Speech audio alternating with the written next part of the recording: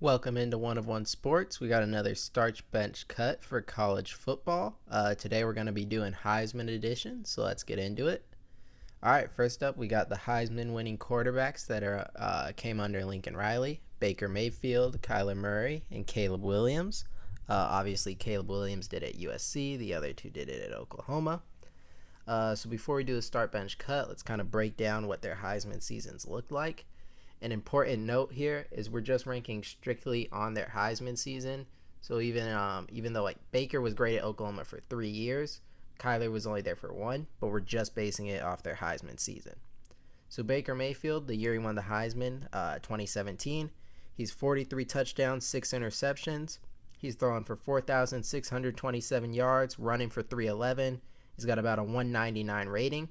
Great season. And then for the team, he takes Oklahoma to the college football playoff. They lose in the semifinal game to Georgia in double overtime. It was a really great game, and probably the best Oklahoma team of the Lincoln Riley era. And it was a great season overall for Baker. Looking at Kyler, he throws for 1 less touchdown, 1 more interception, so he's 42-7. He doesn't throw for as many yards. He only throws 4,361. But he runs for 1,001 yards and was just so dynamic.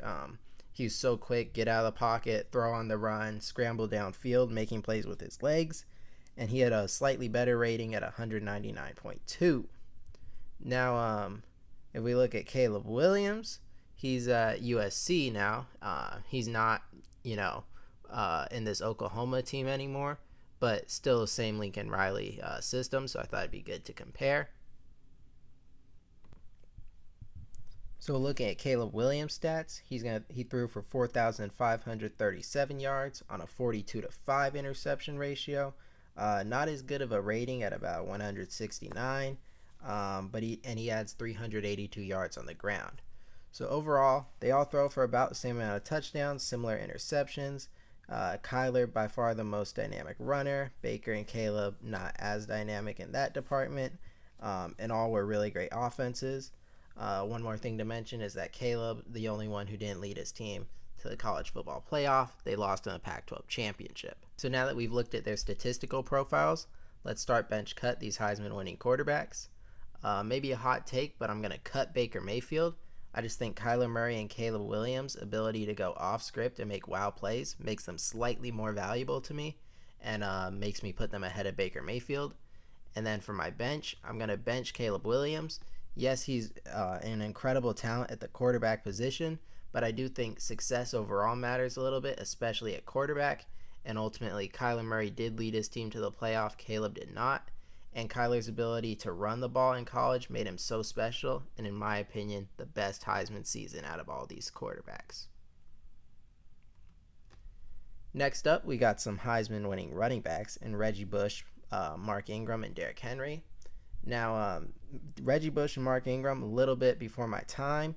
Didn't really get to see him play, so it's more highlights and then just looking at the stats for me. So looking at Reggie Bush, he runs for 1,740, 16 touchdowns, adds 478 receiving yards, and about 500 return yards. And then obviously, he's pretty legendary player, and that USC team in general is pretty legendary, even though I didn't see him play. Mark Ingram runs for a similar amount, 1,658, but he only does it about 6.1 yards per carry, whereas Reggie Bush was doing 8.7, which is pretty crazy. And then Mark Ingram's going to have 1 more touchdown at 17, less receiving yards, at 334 though, and he's not returning at all. And then Derrick Henry, an insane amount in rushing yards, 2,219, only on 5.6 yards a carry though. But they're just handed to him so much. Then he gets the 28 touchdowns and only 91 receiving yards, and also wasn't doing returning. But so those are stats for all of them. So let's start bench cut. First off, I'm going to cut Mark Ingram. I just feel like Derrick Henry's ability to be a workhorse for a team is more valuable, and then Reggie Bush is just overall more dynamic as a running back. So both of them have something that makes them unique or special, and Mark Ingram's just a great running back. For the bench, I'm going to bench Derrick Henry. In my opinion, he was great at Alabama, but I would have voted Christian McCaffrey to win the Heisman. And because of how dynamic he was in other aspects of the game with receiving and returning. And although I didn't see him play, I do know that's kind of what Reggie Bush was like, that kind of just dynamic athlete. So maybe if you did think Derrick Henry should have got over McCaffrey, maybe you think he should start over Bush. But I'm kind of Christian McCaffrey should have won the Heisman kind of guy. And the same argument I would make for that is one that would lead me to put Reggie Bush above Derrick Henry. Next up, we got a start bench cut with 3 guys who were a little bit before my time. I became a big college football guy, more so in that Johnny Manziel year, so the year after RG3. So you got to rely a little bit more on the stats and highlights for this one. But so speaking of the stats, if we look at this, Tim Tebow, 3,286 yards passing, 32-6 touchdown to interception, about 173 rating, and then he adds 895 yards on the ground. And then, of course, Florida would win the national championship that year. Definitely a big deal. And then Cam Newton, 2,854 yards, 30-7 ratio, 182 rating, and then pretty staggering, 1,473 yards on the ground. Also a national champion. And then obviously Cam Newton transferred away from Florida to go to Auburn because Tim Tebow was there.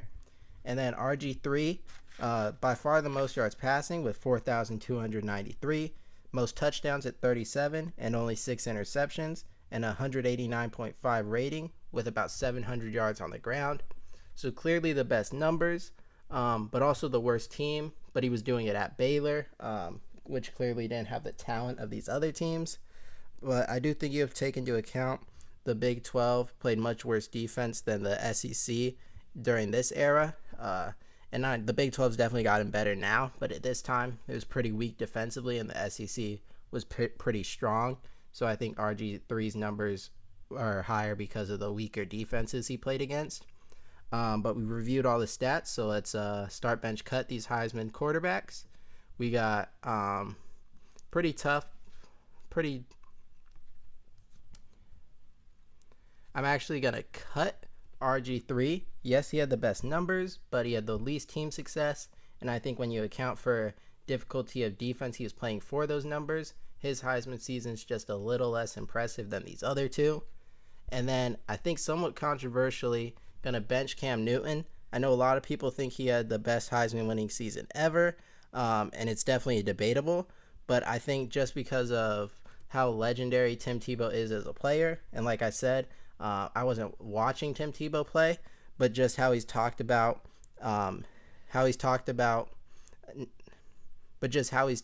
currently and all he did for college football, I had to start him here. Let me know if you guys agree with that. Next up, we got 3 pretty recent Heisman winners from the SEC with Joe Burrow, Jaden Daniels, and Bryce Young. For Joe Burrow, the numbers are just ridiculous. He threw for 5,671 yards on 76% completion, 60-6 touchdown to interception ratio, with 202 rating and 368 yards on the ground, and a perfect 15-0 season and win national champions. Just ridiculous stuff. And then Bryce Young threw for 4,872 yards, which is also crazy. But just compared to Joe Burrow, not as crazy. And then a 47-7 touchdown to interception ratio. Again, crazy numbers he's putting up. And then a 167.5 rating. And then he was about a 67% completion guy. And then he was not providing much on the ground, unlike Jaden Daniels, who actually ran for 1,134 yards on the ground. So obviously that's very important. And then he threw for 3,812 on 40-4 touchdown interception with 208 rating. So getting into the start bench cut here. I think we probably know who I'm going to start. But if we go to cut, I'm actually going to cut Jaden Daniels.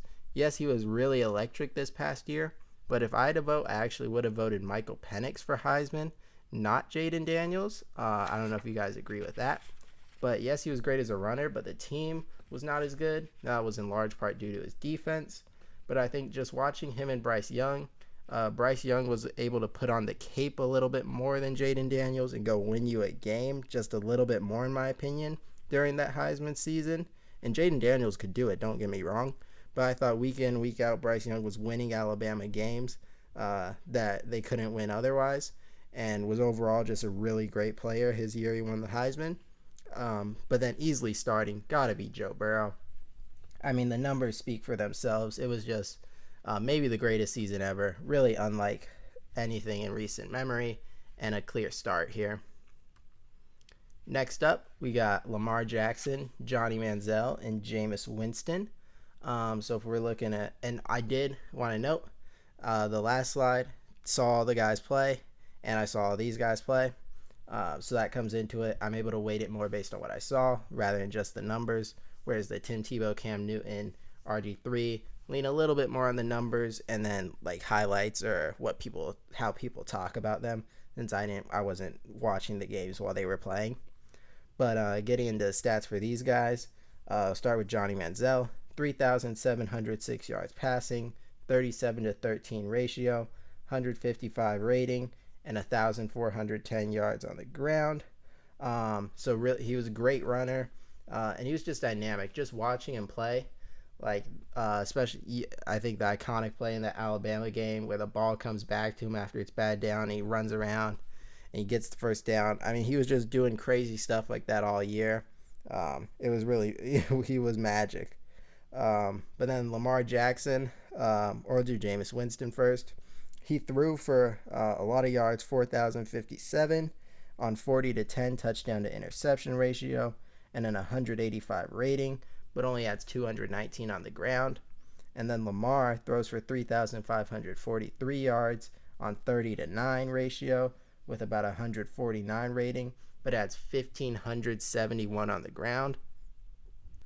So if we do the start bench cut for these Heisman winning quarterbacks, I think just looking at the statistical profiles, this guy has an argument, but I have to cut Jameis Winston just because watching them play, Lamar Jackson and Johnny Manziel were just so dynamic and great as playmakers, and I don't think Jameis Winston was quite on that level. Then getting into the bench, I'm going to go with Johnny Manziel. He was absolutely electric, made game-changing plays that sometimes seemed lucky, but it was only him doing it. It was really incredible to watch.